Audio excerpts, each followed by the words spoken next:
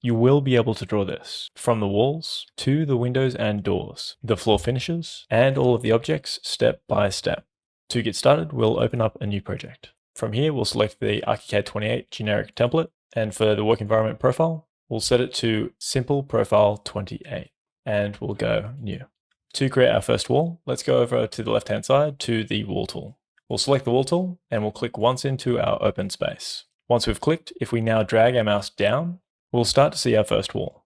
Now we want this to be straight, so we're going to hold in the Shift key. This is going to lock it at 90 degrees. Now, if we hit the Tab key just once, this is going to allow us to type in a measurement. So let's go ahead and type in 5500, 5,500. After this, we can press Enter. And with this, we have our first wall. So that's a little bit easier to see. Let's scroll in our middle mouse button so we get closer.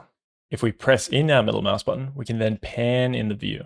So by scrolling and panning, it's much easier to zoom in to our elements in the workspace. Now, if we press F3 or Command F3 on a Mac, this is going to take us into a 3D view. When we draw with the Wall tool in the 2D in ArchiCAD, it also draws in the 3D as well. If we scroll our middle mouse button, it'll zoom in on that wall. And if we click in our middle mouse button, we're going to be able to pan around as well. Now, if we hold in our Shift key while we hold in our middle mouse button, this is going to allow us to orbit around our wall. So we can see our plan taking shape in 2D and in 3D. To go back to our 2D view, we'll press F2 or Command F2 on a Mac, and let's draw in our next wall.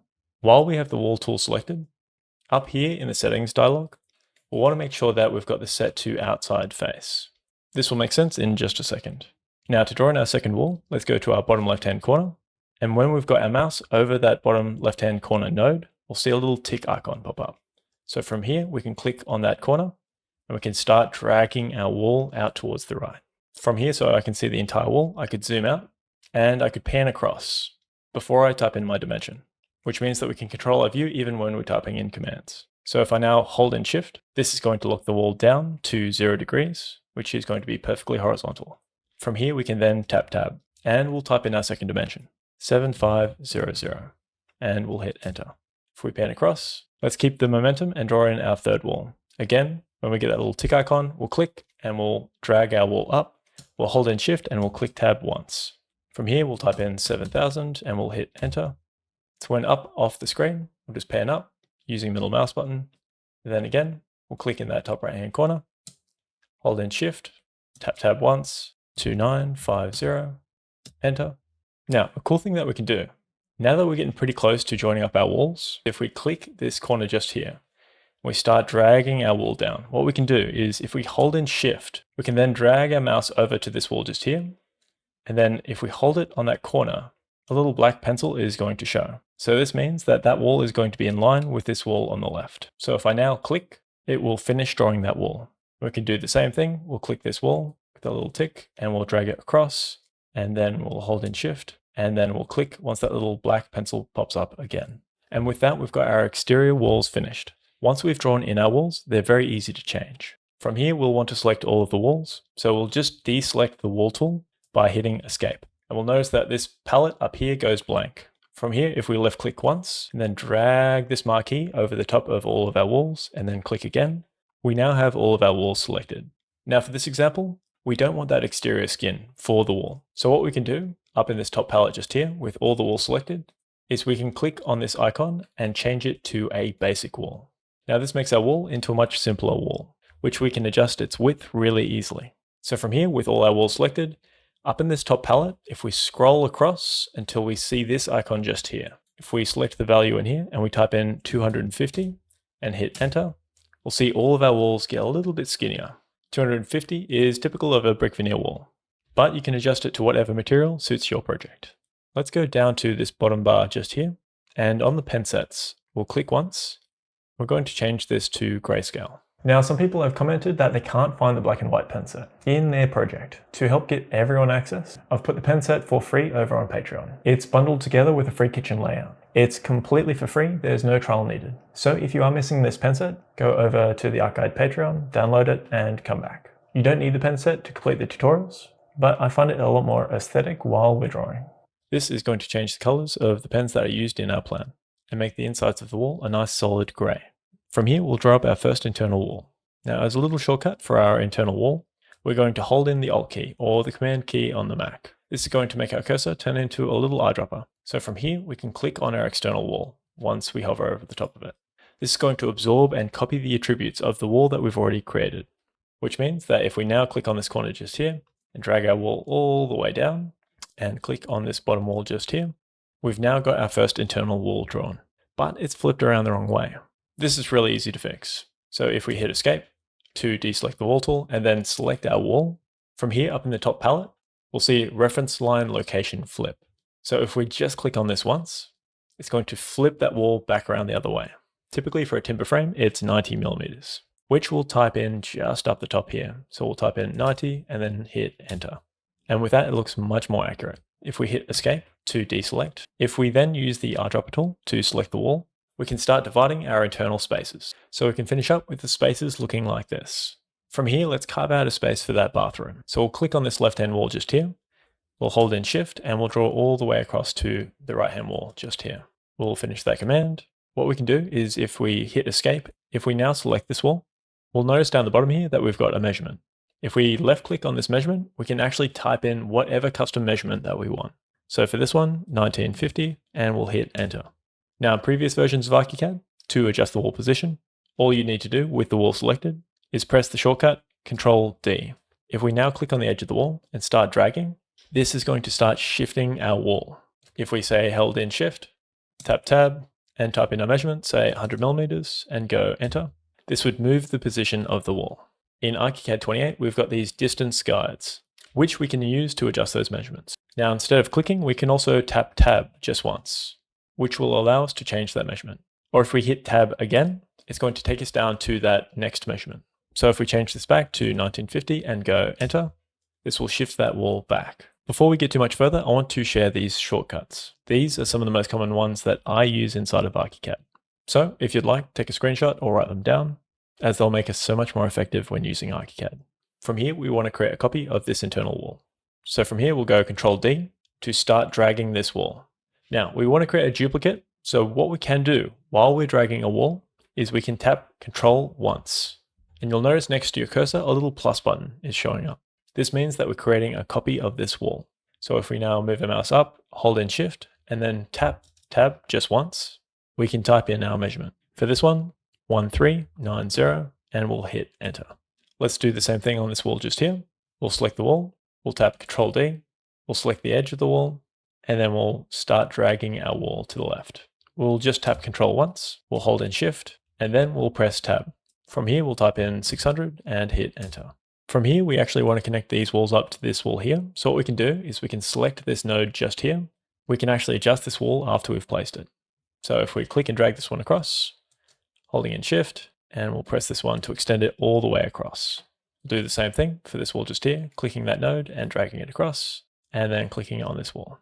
Now to make a hallway space through here, let's hold in Alt or Control on a Mac, and we'll click our wall, and then we'll start using that wall's attributes to start drawing in a little hallway.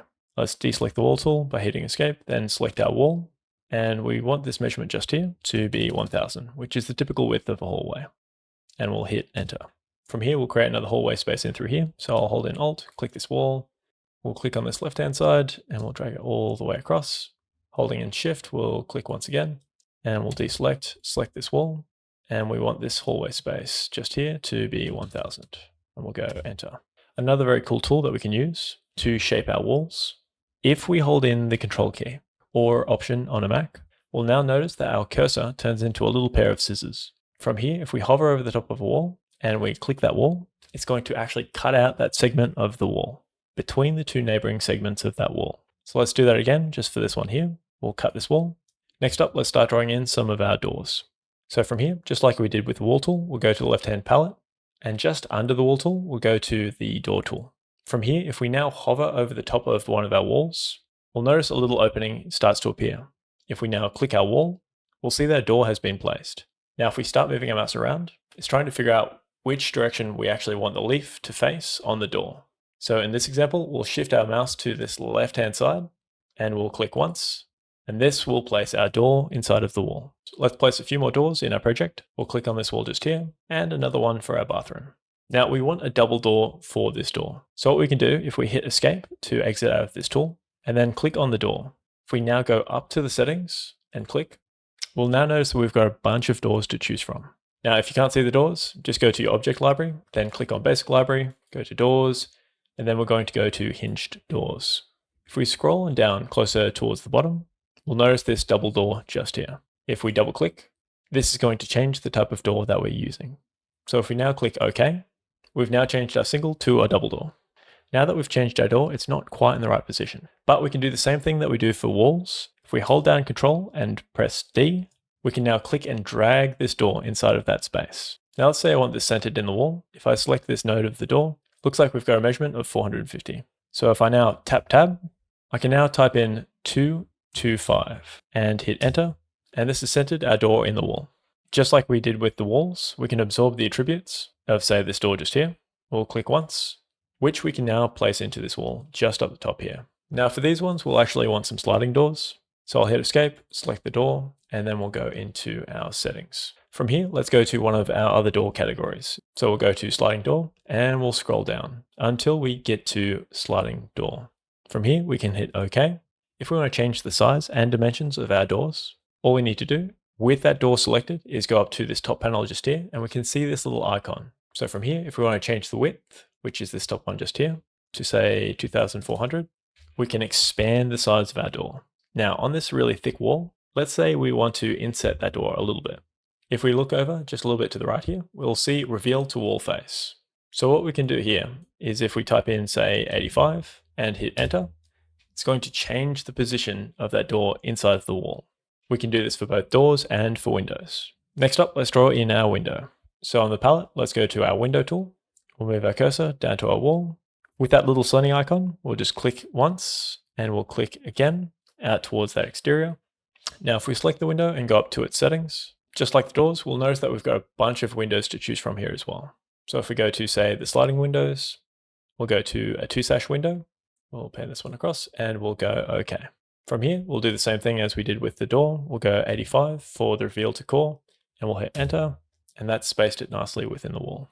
If we now hit F3 or Command F3, we can now see all of our progress in the 3D view. Now, just like we did with the floor plan, we can change our pens here as well. If we go down to the pen set just here and we go to grayscale, it looks way better. So if we pan around, we can see all of the different doors that we've placed into the project. Let's go back to our 2D.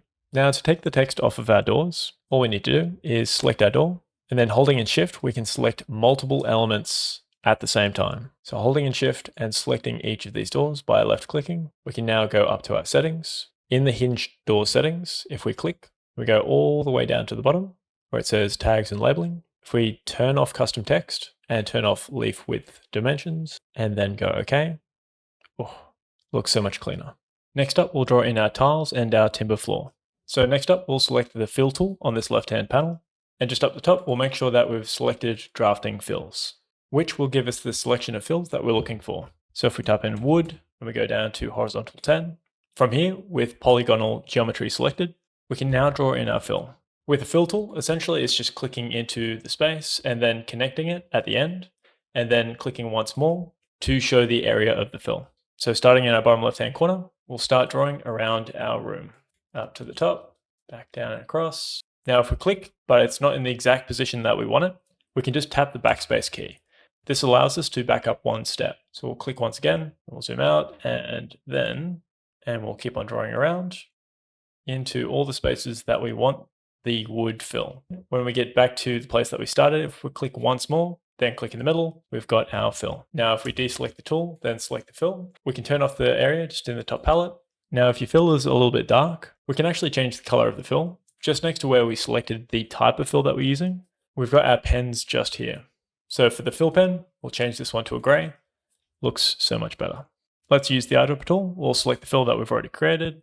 And from here, we'll change this one to a tile fill. We'll type in grid and we'll go 30x30. Now, instead of using polygonal, let's go to rectangular. So if we click once in the bottom left, we'll see that we can just stretch out a shape just up to that top right-hand corner. Let's do the same thing for this bathroom just down through here. We'll click bottom left up to top right. From here, let's start adding in some of our objects. So over on this left-hand panel, we'll go to the object tool. We'll go up to our settings And from here, let's type in WC. We'll pick this WC just here, and then we'll go OK. From here, let's just place it onto our wall. Now, it's facing downwards. To rotate this, we can just select our object, and using our shortcut, Control E to rotate, we can select this top point, then select this bottom point, and then rotate it around, then hold in Shift, and then click once, which gets us to the right orientation. Now we need to get access into this WC. I'm going to go for a bifold for this one. Got that one set as 4, we'll go OK. Chuck that one into here. It's just a little bit big, so I'll type in 1000, we'll go Enter, and we'll center it into the wall. Let's do our next object. We'll go to the object tool and then go to the settings. We'll type in vanity. We'll select basement cabinet. We'll select the settings and go to the counter type. And for this one, we'll want a rectangular one and we'll go OK. Again, we'll click on our wall, then rotate this one into place. We want to create a kitchen space just in through here. So we'll select the fill, and to represent a bench, we'll just pull this one back 600 mil and go Enter. Selecting our object tool, we'll go into the object, type in sink, and for this one, we'll just use double kitchen sink and go OK.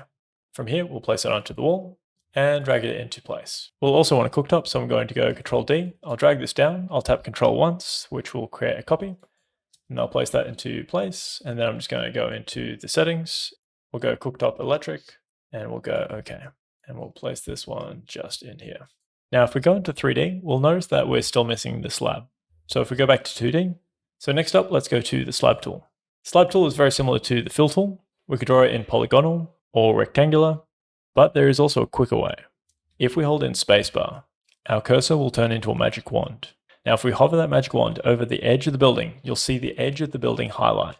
If we click once, and now if we go into our 3D, we now have a floor on our model. Back in our 2D, let's also draw in a slab just for this front patio just here. And again, this will also show up in our 3D. We can adjust the surfaces of our model by clicking on the element, and in this top palette just here, if we go all the way across, we'll see by building materials. So if we click on this, we can override the surfaces by clicking on this icon on the left-hand side, and we can change what the material shows as. So if we select, say, a tile, let's say tan tile 30 by 30, we've now got tile showing for our exterior patio. Let's do the same thing for our interior floor. We'll turn on top surface, and we'll leave this one as a wood. All right, going back to our 2D, let's finish off the rest of our objects. Go up to the settings. Let's get a double bed. We'll go OK, pop that one in. Now we can also change the orientation of our objects just up in this top toolbar. So if we go 90 and go Enter, that'll flip that one around, which we then can put into place. We'll get a couple of coffee tables and we'll shrink them down. And we'll shrink these down to say 500 by 500. Shift them into place. We'll create a duplicate just down the bottom.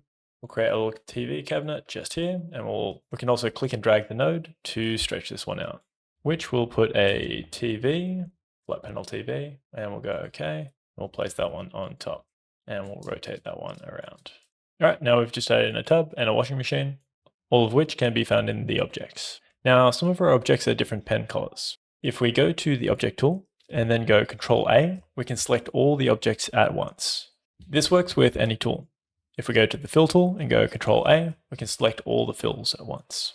Now back to the objects, if we select all of them at once, if we want to change all of our pen colors at once, we can go up to floor plan and section. We can override the object's pen set by clicking on this checkbox just here, and then we can turn this one into a black pen. If we now click out, all of our objects are set to black. This ArchiCAD file, along with every single tutorial file, is now available over on the Patreon.